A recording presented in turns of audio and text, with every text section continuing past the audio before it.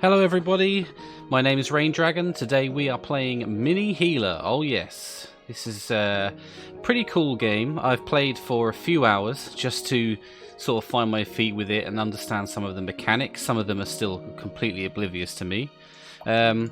Before we play, if you do pick up this game, one thing you should check, especially if you come from a World of Warcraft healing background or other MMOs, is to put Quick Cast on. This means when you hover over their bars and then press the corresponding button, you will cast the heal on them rather than having to click them. When you first start the game, you do have to just click the player panels until you enable this option. I've changed some keybinds so they're a bit more easier to use, because they were just 1, 2, 3 all the way through to 6, and the characters down here were Q, W, E and R, but I like to have Q, E and R because they're in my index finger range. So yeah, back to Mini Healer. If you have played World of Warcraft or Final Fantasy XIV or any other MMOs where you have healed, you'll be used to seeing the bars on screen fluctuate, move up and down, flash with bright colours. Well, that all happens here. We're going to start a new file and we're going to do a bit of a playthrough, hopefully getting through to this hardcore mode eventually. But to start with, we're going to start with normal mode. To get used to things and try some interesting builds, see what we can create.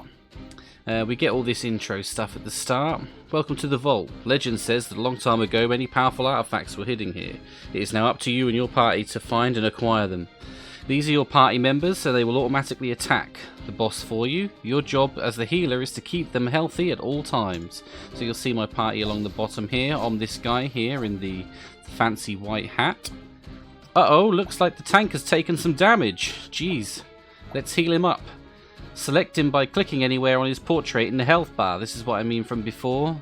You would normally have to click him to be able to heal your spell, or heal with spells. Great job. Now let's cast our first spell, Lesser Heal, to heal him up. Hover onto spells or icons to see what it does, and then press 1 to cast it on your tank. So this is just your normal heal spell. It has a short cast time, minimum mana, but it's, you know, a good heal for the mana cost. So we click him, we press 1, and we heal up a small amount of damage. Amazing! That should be all you need to know. That's it, everybody. Just click and push. Defeat the Bone Knight. Venture into the vault and find the greatest treasures within. Careful not to run out of mana or you won't be able to cast spells. Well, generally, as you can see now, I've got the hover effect on. As I hover over there, bars grow yellow, and you'll see these skull icons on the left. This means that that particular character is going to take some damage. So you can see now this is a debuff. Oh, it's going to... Uh-oh, looks like your tank is bleeding. Don't worry, here's a new skill that can help. We've unlocked Renew. If you're familiar with World of Warcraft, this is basically a rejuvenation from Druid. Renew is great for healing a single target over time. Try selecting the tank and press 2 to cast it. So we pop that on the tank there. Now this yellow debuff, later on we can dispel this. It tells you what it does, taking physical damage every second. Let's get some renews on people and just heal people up a little bit. And keep smacking away at the knight. You can see here they have cast bars as well. Most of the time you don't need to be looking at these. You look at what the guy's doing, because if he's casting a big debuff or a big spell or a huge damage hit, you can see it coming in and then prepare for it. But on these easy bosses, especially the very first one, the intro, there's not really a lot to do. It will start to get a little harder. Victory! And then we have an XP bar at the top. The new record, I think, is time-based. I think you're timed how long it takes you to kill a boss. So, you know, just come back when you're OP and beat it for an even better record. We get XP. Looks like we get 30 more XP when no one dies. I'm assuming that's what a flawless victory is.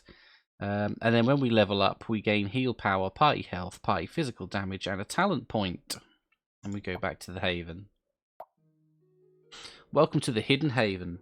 Here you can rest and prepare yourself for the next fight. Visit the talent room to learn different talents and masteries. Every time you level up, you'll gain a talent point. Feel free to also check out other items in the room. So there's a few things we can hover over. Trophies here, most of them seem to be based on Just playing the game, leveling up, killing a certain boss in a certain difficulty. I've unlocked some orbs that are up here on my other playthrough, but that's irrelevant. I've only spent a few hours in game, like I said, just to sort of get used to it. So we're going to basically start afresh here. Stats and info. The info board contains lots of information about your party and the game. I haven't had much use for this yet.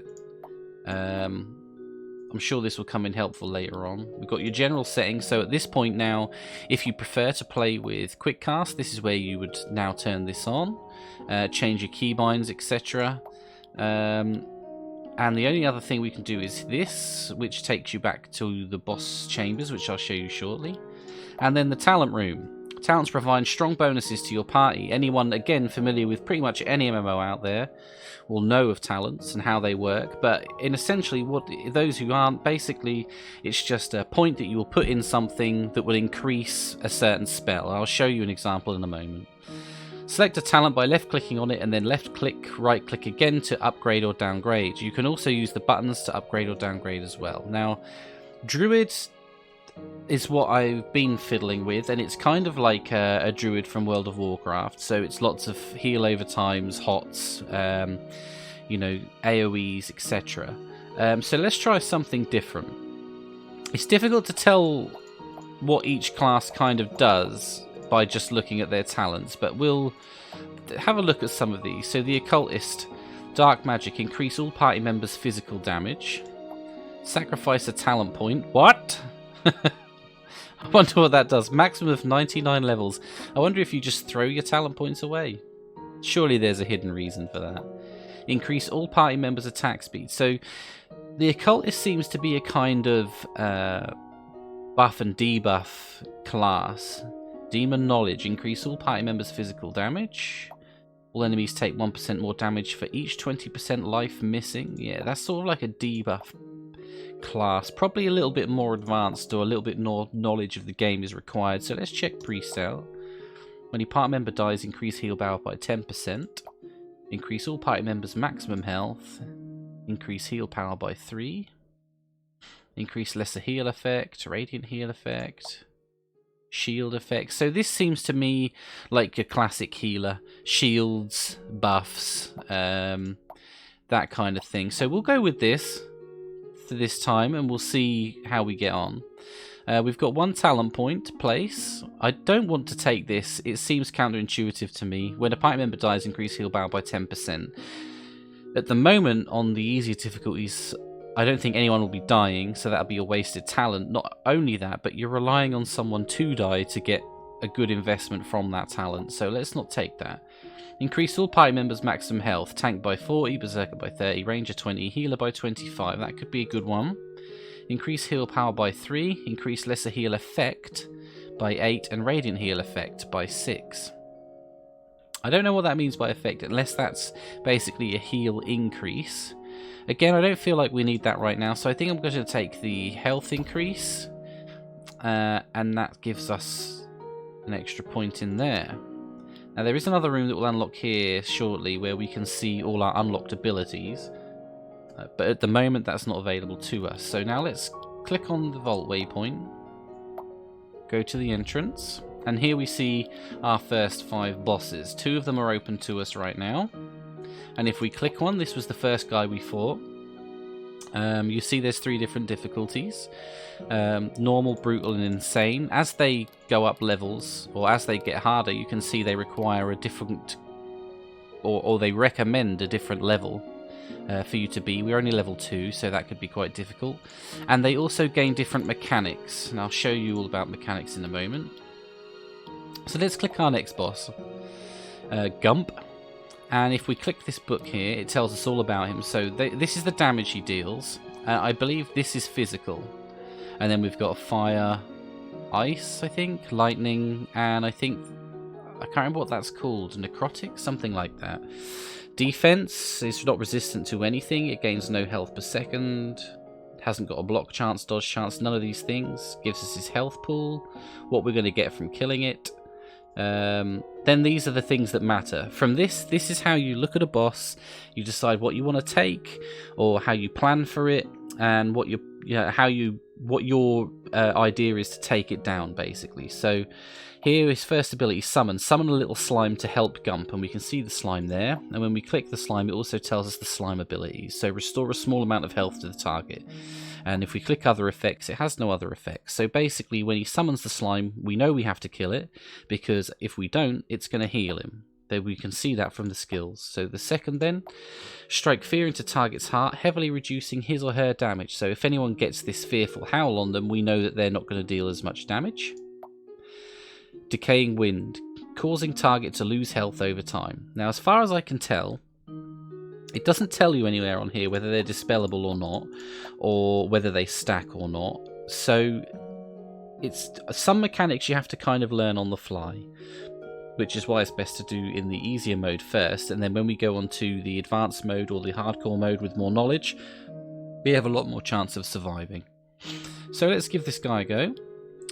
We've still got our basic heals, just our normal heal and our normal renew. When you start a fight, it doesn't start straight away. You've got time to settle in, so to speak. So yeah, let's give this guy a go. It shouldn't be too difficult. Pop a renew out on the tank straight away. And here we go. Watch out for any harmful debuffs on your character. Be sure to hover over each debuff to see the effects. And then we've got dispel. So when it's in a yellow border, it can be dispelled. When it's in a red border, it cannot be dispelled. So now we can see that she's got the fearful howl on her, which decreases the damage that she does, which is my healer anyway. I'm not really doing damage, but we'll dispel that. And now we can see we've got this decaying wind effect in a red box, which means we can't dispel it. Looks like Gump has summoned a minion. Clicking enemy will make the party switch focus to it. You can press tab to switch focus. Now, I didn't know that. I obviously didn't read this properly last time. But if we click this, they'll all start hitting that and stop that heal. So that's good. So now everyone's taking damage over time, so we'll just heal the low people. Pop renews on the tank. Keep everybody alive. Keep watching the boss. Make sure he doesn't do anything fancy. We've got a debuff here, so we'll dispel that. But I think, again, it's just another easy boss. These early bosses are very straightforward. Victory. We've got some items this time. We've got a sword and a shield here. Probably got some last time, but I didn't really pay much attention to it. And then we get three options. We can either continue, to haven, or to restart. Now, we're just going to press continue and see what happens here. Looks like you've got yourself an artifact. Let's go visit the armory in the Hidden Haven to learn more about it. So we can click the Hidden Haven and on the armory button. You can equip an artifact to the healer by dragging it onto the appropriate equipment slot to gain its power. Double clicking also works. Note that artifacts equipped on the healer will affect the entire party as a whole. So basically we are the entire party's equipment. So, whereas in MMOs you have your single character and you can equip something to every slot, with a whole party, just on one character. You can also craft and upgrade artifacts by selecting it and pressing the craft button. I haven't played with crafting yet, so that's something we can explore later. So we've got a simple shield with 42 tank maximum health, so that's good. And we can just drag that over to one weapon slot, or is it an armor slot? It's an armor slot, that makes sense, I guess. 7 tank physical damage and 15 berserker physical damage. So at the moment we're kind of really just buffing the tank. That's all we're really doing here. Let's have a look with the crafting. That just equips it. Can't see how to craft. Right clicking doesn't do anything. Is there anything up here? Okay, we'll have a look at that some other time then. Perhaps can't do anything. Oh, there's a craft button there. I found one. What's it do? Nothing at the moment. Well, we'll come back to that. Perhaps we'll get something to help us out with that later. So yeah, we've gained another talent point. We can't take any of these yet until we've got 4 talents in Priests. So let's continue on. We'll buff the party some more. Like so. And go for our next boss. So here we are, next boss. He is level 3. Again, we're going to go and check what abilities he has.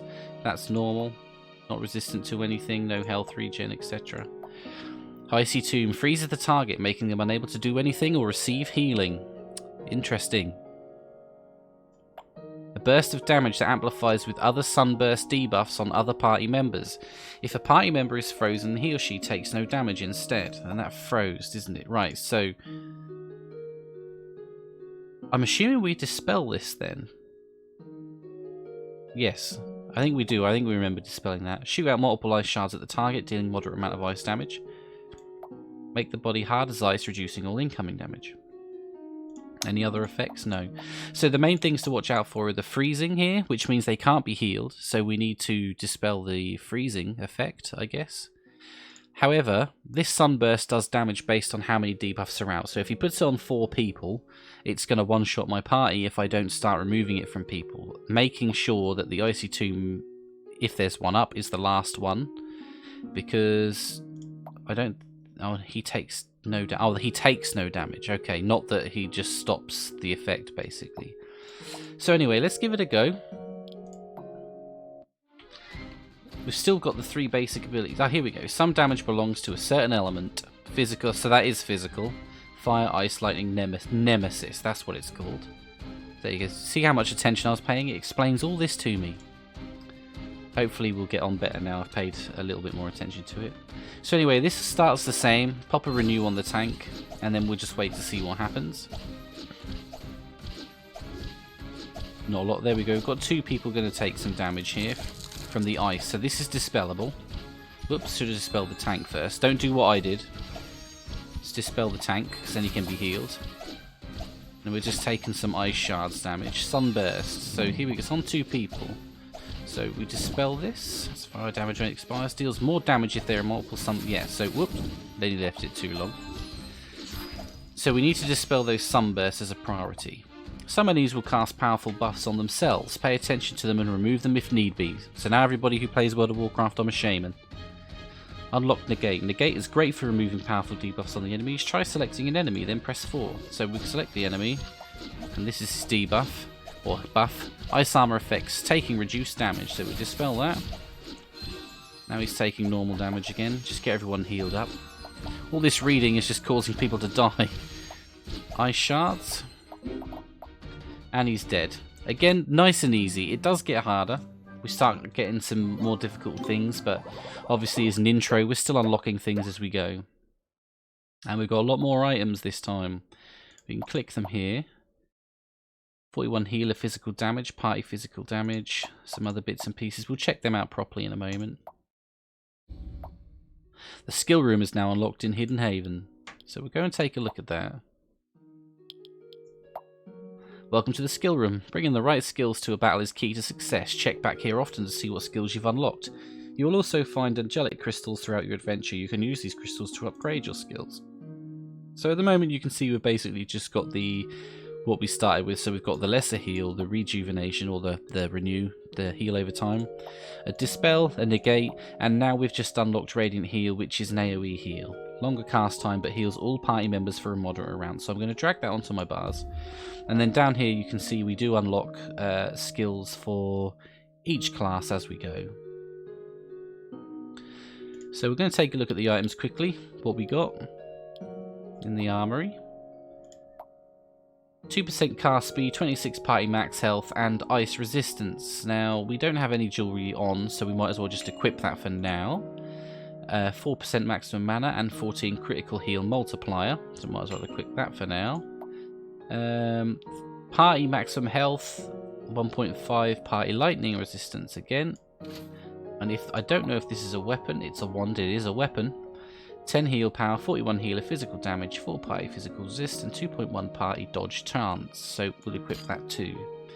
So now we've filled our basic inventory out. We've got something in every slot, and we've got things rolling. So we've got another 2 bosses to go on this level on 1 star, and then we can start upping the difficulty and taking some part in some harder challenges. But that's it for me on this episode. Tune in for the next episode where we'll start to push this a bit further, hopefully get some levels, some more skills, and oh, I don't think we get our talent point. We didn't do our talent point. Let's do that real quickly. Nearly forgot. Okay. Tune in for the next episode. Let's see if we can take on some harder bosses. See you soon.